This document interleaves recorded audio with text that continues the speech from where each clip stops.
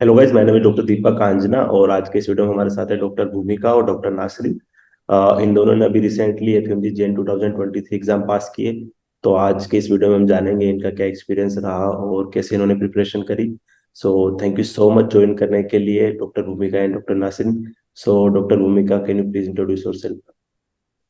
Hello. मैं सिर्फ doctor भूमिका उदासी और मैं बालाघाट एमपी से हूँ और मैंने अपना ग्रेजुएशन कंप्लीट किया हुआ आईएचएसएम बिश्केक किर्गिस्तान से। और मैंने अभी recently first time FMG exam दिया है और I scored 193 and I pass this exam. Okay. और Nasreen? Hello everyone, I'm Nasreen Khan. I'm from Devas, MP. I've done my graduation from ISM and recently मैंने अपना FMG clear किया है with 215 score in my very first attempt. Okay, ठीक है। सो भूमिका, आपने मतलब कब से स्टार्ट कर दिया था पढ़ना कॉलेज में? एक्चुअली मैंने तो थर्ड ईयर में मतलब ऐप ले ली थी। एक ऐप हम्म। जो मतलब मैंने रिसर्च किया उसके बारे में कि ये ऐप अच्छी है, उसमें इंडियन टीचर्स थे तो वो मैंने ले ली थी। फिर मैंने थोड़े बहुत सब्जेक्ट्स करना, जैसे इंडिया में हम लोग कोविड के टाइम पे यहीं पे थे थर्ड ईयर में, हम्म। तो वहां से थोड़ी बहुत प्रिपरेशन करना मैंने शुरू कर दी थी। और फिर जैसे कि हम लोग वापस गए फिफ्थ ईयर में, हमारे मतलब वापस गए कंट्री में वहां पे, तो हम लोग के मतलब जो इंस्टीट्यूट थे उन्होंने मतलब काफी इंडियन फैकल्टीज को बुलाया था, तो वो क्लासेस भी हम लोगों ने अटेंड की वहां पे। और थोड़े बहुत सब्जेक्ट साइड बाय साइड हम लोग करते रहे। जैसे कि हमारे कई टीचर्स काफी अच्छे थे वहां पे, तो उनके कारण कारण हमें ईसीजी वगैरह काफी अच्छे से सीखने को मिला। तो वो हम लोग करते रहते थे और साइड में स्टडीज भी करते थे। तो ऐसे करके मेरे मतलब काफी सब्जेक्ट्स को 7-8 सब्जेक्ट्स अराउंड मेरे हो गए थे। आई विल नॉट से पूरे हो गए थे, बट हाँ मतलब मैंने उन्हें कर लिया था। जब तक आपका डिग्री ग्रेजुएशन पूरा हुआ तब तक आपके 7-8 सब्जेक्ट अच्छे से खत्म हो गए थे वहाँ पे? हाँ मतलब हो गए थे आई विल। ओके। और नासिर, आपने कब से स्टार्ट करी थी? Yes, हम दोनों ने एक्चुअली हम सब ने थर्ड ईयर से स्टार्ट किया था अपना प्रिपरेशन बिकॉज कोविड के टाइम पे हम लोग काफी फ्री हो गए थे, तो हम लोगों ने तब सोचा कि हम लोग कोई ऐप लेते हैं and now we should start. तो तब हम सीरियस हो गए थे और तब उसी ईयर में आपका क्लियर हुआ था जब हम थर्ड ईयर में थे। जी। तो आप हमारे लिए मोटिवेशन थे उस वक्त, क्योंकि हम सबका भी यही था कि ठीक है अब हमें भी निकालना है। तो थर्ड ईयर से हम सब सीरियस हो गए थे। थर्ड ईयर से स्टार्ट करने के बाद हमारे कॉलेज में भी काफी अच्छे से एमसीआई क्लासेस वो लोग शेड्यूल कर रहे थे, तो हमने वो एमसीआई क्लासेस ज्वाइन की। मोस्ट ऑफ जो एमसीआई क्लास हमने ज्वाइन की थी, काफी अच्छी फैकल्टीज आई थी। सो हमने मतलब थर्ड ईयर से काफी सब्जेक्ट बेसिक कंप्लीट कर कर आए थे। आई वोंट से कि हम पूरा अच्छे से थॉरली एग्जाम के पॉइंट ऑफ व्यू से कंप्लीट करके आए थे, but yeah we should know basic things at least. हमारा ये था कि जब हम लोग दिल्ली में जाएंगे तो बिल्कुल ऐसे नहीं जाना है कि कुछ नहीं आता टॉपिक के सही बारे बात है। में। तो एटलीस्ट हमने बेसिक चीजें हम लोग कंप्लीट करके आए थे, और जिन सब्जेक्ट में इंटरेस्ट था लाइक साइकियाट्री गायना, तो वो हमने अच्छे से कंप्लीट कर ली थी। और साथ में कुछ सब्जेक्ट हमने, हमारी कॉलेज की फैकल्टीज बहुत अच्छी थी ईएनटी वगैरह की, तो हमने बुक से अच्छे से पढ़ लिया था क्योंकि वो मैम वैसे ही पूछते थे। तो ऐसे या 7 to 8 सब्जेक्ट हमारे हो गए थे।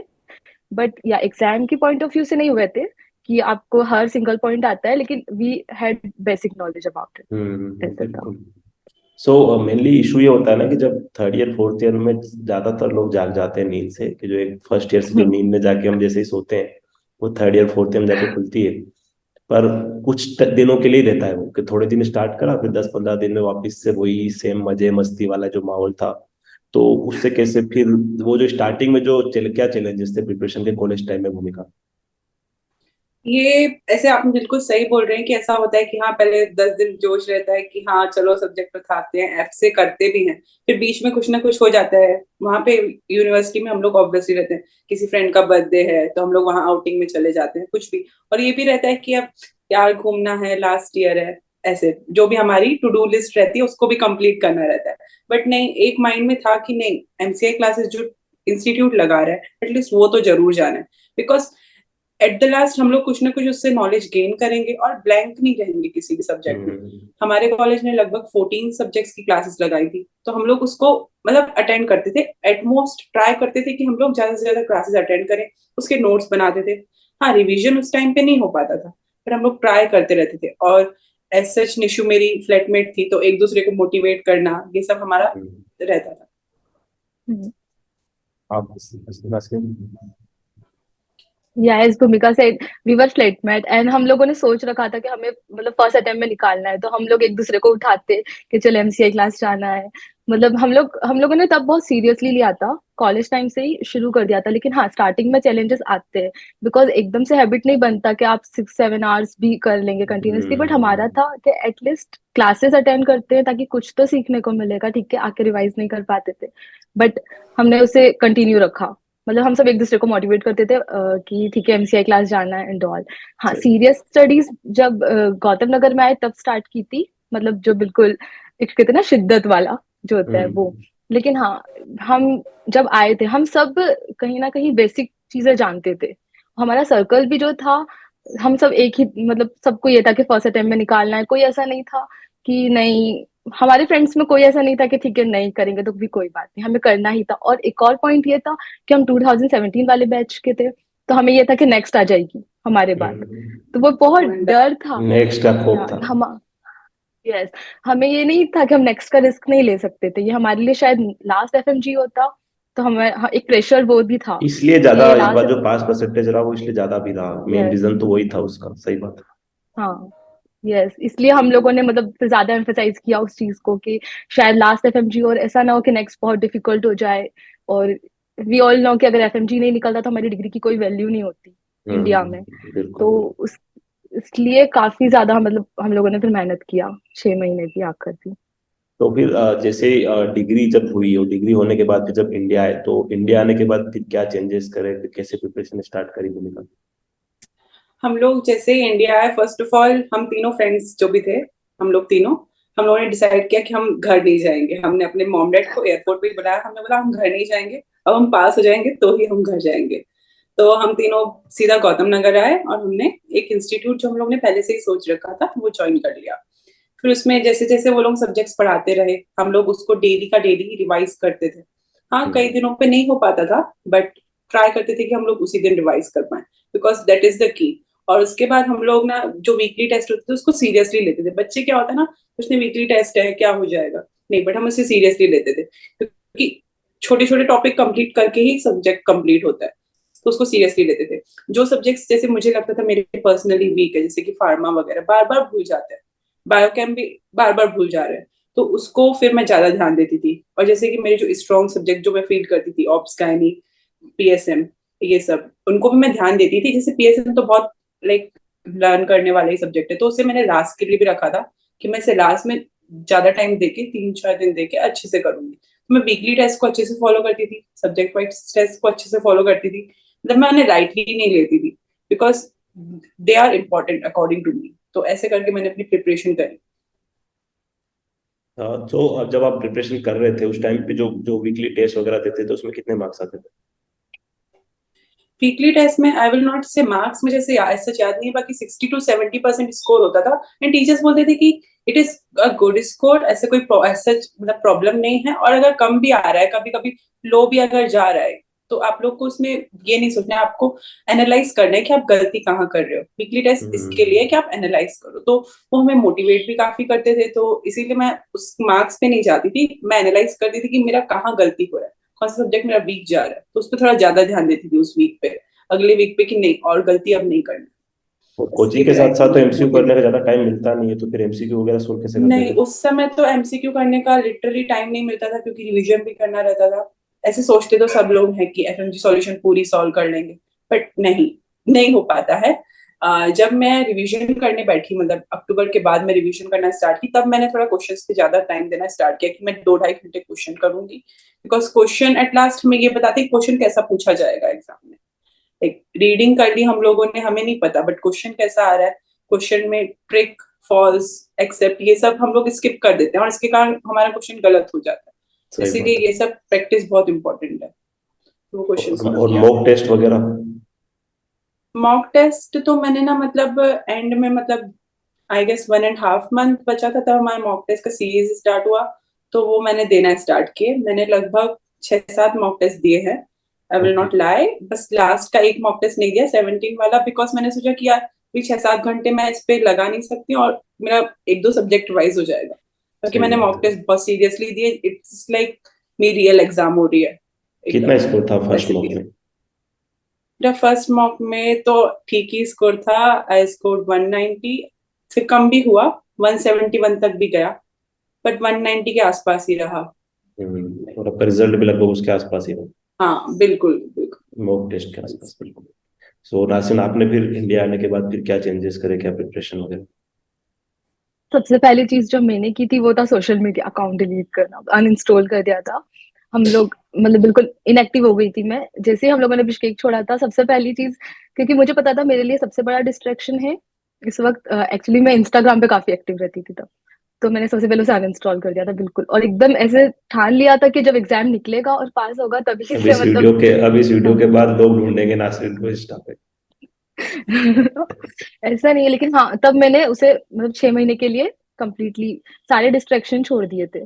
सबसे पहली चीज ये की थी। उसके बाद आकर हाँ हमने कोचिंग ज्वाइन किया था, और उसके बाद से मतलब सीरियस हो गए थे कि जो भी पढ़ाया जा रहा है डेली उसे आपका आके रिवाइज करना है। समटाइम्स ऐसा होता है कि 10-10 बजे तक भी क्लासेस चलती है कोचिंग इंस्टीट्यूट में, फिर भी हम लोग आके ट्राई करते थे कि 2 बजे तक भी उसे कुछ मतलब एक बार रीड ही कर लें जो पढ़ाया है, क्योंकि अगर आपने उसे रिवाइज नहीं किया तो फिर वो धीरे धीरे सब लाइक भूलने लगते हैं। और वीकली टेस्ट को हमने सीरियस लिया था। वीकली टेस्ट हम लोग अच्छे से देते थे, 70-80% उसमें आते थे, ताकि जो भी हमें वीक में पढ़ाया जा रहा है उसका हमें एक एनालाइज हो जाता था। फिर हमने सब्जेक्ट वाइज टेस्ट दिए थे सारे। तो उसके बाद एक फायदा हमें ये हुआ था कि जैसे ही हमारा एग्जाम पोस्टपोन हुआ था तब तक हमारा एक मतलब 2 रिविजन हो चुके थे लाइक अच्छे से। हम्म।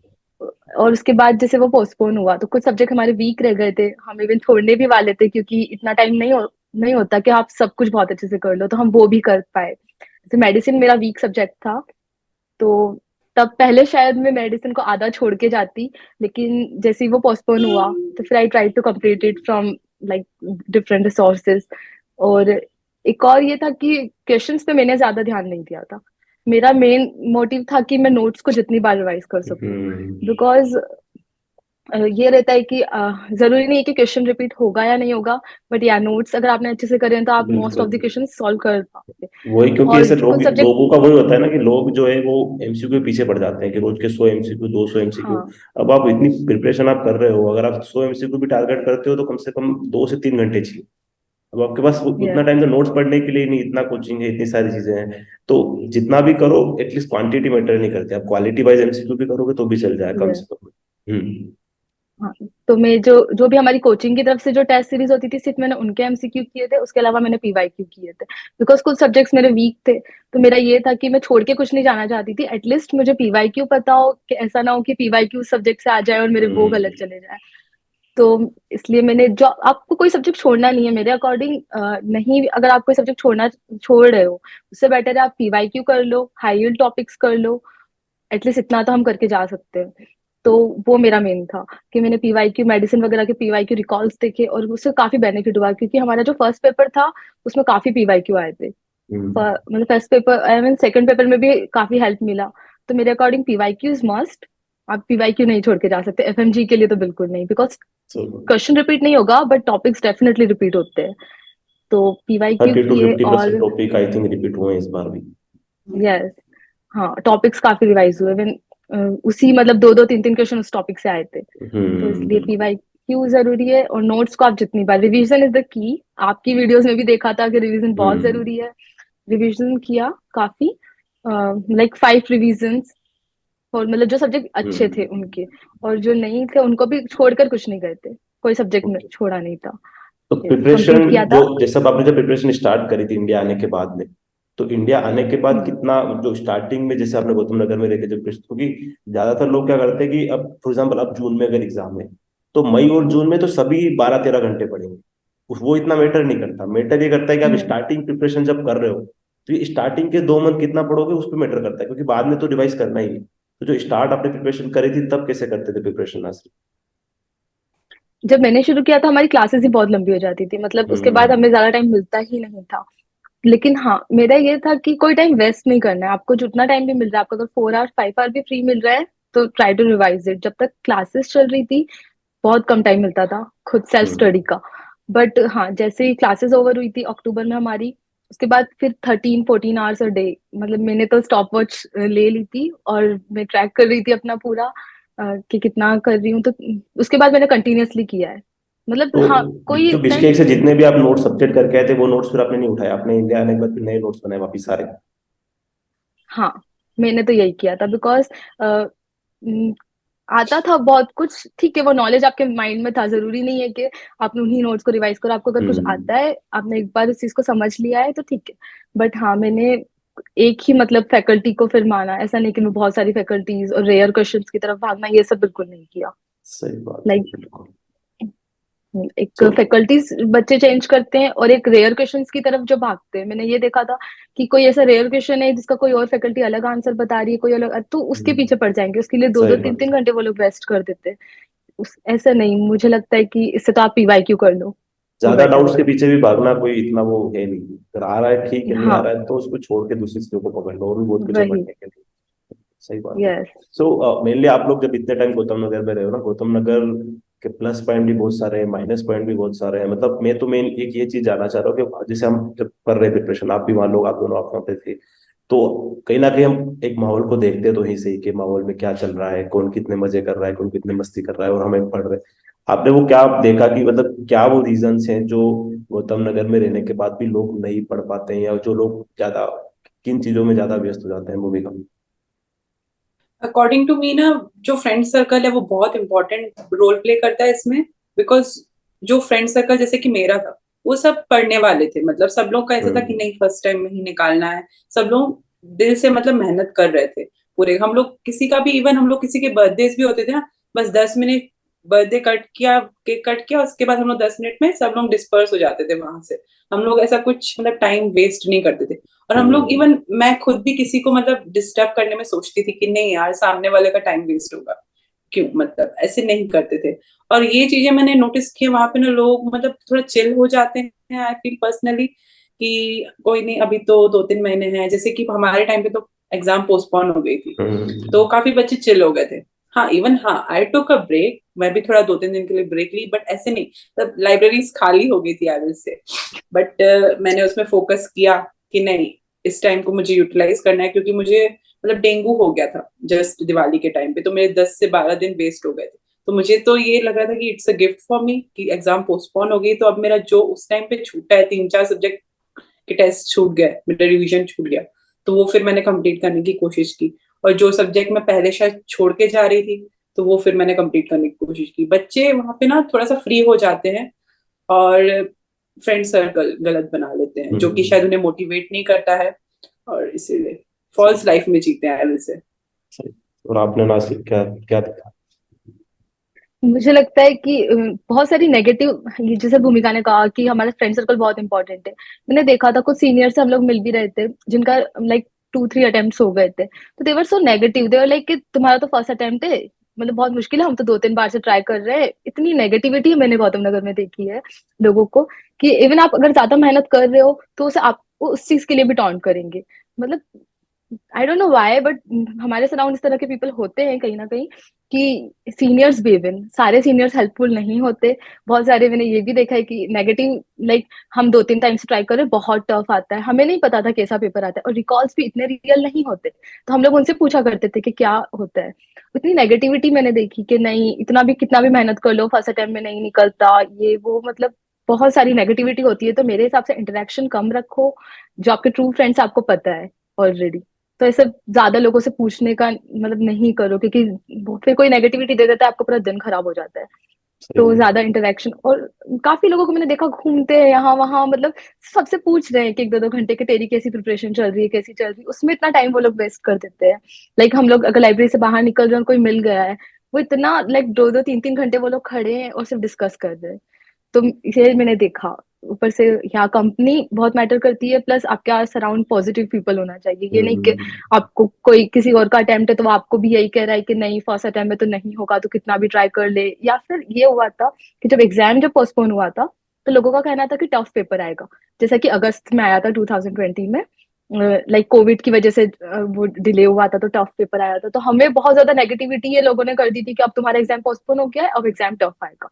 मतलब हमें भी फिर एक डर हो गया था ना कि हाँ हो सकता है कि सच में डिफिकल्ट आए। बट मेरे लिए बेनिफिट ये हुआ, मैंने सोच लिया था अगर मुश्किल टफ भी आ रहा है, अगर एग्जाम मुझे क्लियर करना है फर्स्ट टाइम में, और ज्यादा सही मेहनत बात। करेंगे फिर अगर ऐसा है तो इसलिए फिर दिसंबर के बाद से मैंने अपनी प्रिपरेशन को और मतलब ज्यादा बढ़ाने की कोशिश की जनवरी तक, क्योंकि ये था कि अगर टफ भी आएगा कैसे भी आएगा, हमें फर्स्ट अटेम्प्ट में निकाल। तो वो स्टॉप वॉच आपने स्टार्ट करी थी प्रिपरेशन, तो स्टॉप वॉच से स्टार्ट या इनिशियल डेज में कितना उस पर टाइम होता था और फिर बाद में उस पर कितना कितना मैक्सिमम आपने टाइम बढ़ा मैंने 6 आवर्स से शुरू किया था, मतलब मेरा मिनिमम 6 आवर्स था जब हमारी क्लासेस भी लगती थी। लेकिन उसके बाद जब क्लासेस लगना बंद हो गई थी, मेरा मैक्सिमम उसमें मुझे याद है 16 आवर्स गया था।